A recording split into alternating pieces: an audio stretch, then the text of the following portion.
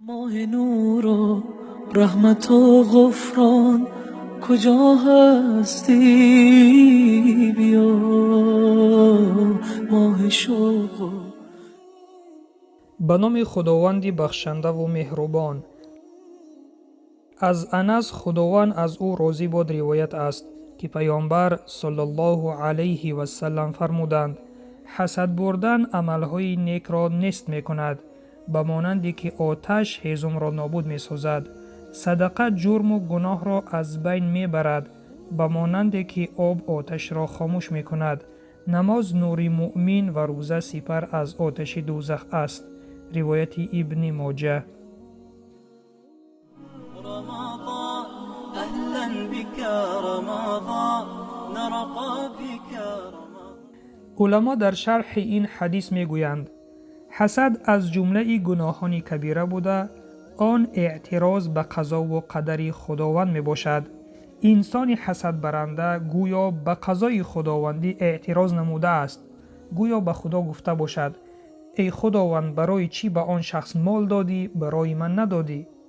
بنابراین پیامبر صلی الله علیه و سلم فرمودند که حسد ثواب عملهای نیک را از نامه اعمال انسان نابود می سازد.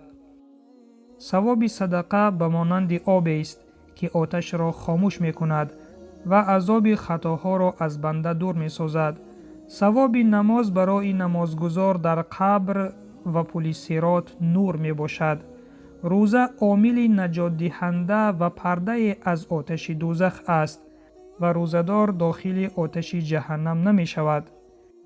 رمضان أهلا بك رمضان نرقى بك رمضان. برادر و خواهر ایمانیم، از مضمون حدیث به ما معلوم گشت که پیامبر صلی الله علیه و سلم ما را وادار میکنند که از این گناه کبیره، از حسد خوردن دوری جوییم تا ثواب آن عملهایی که انجام میدهیم، ثواب نماز، ثواب روزه و ثواب دیگر عبادتهای ما از بین نروند.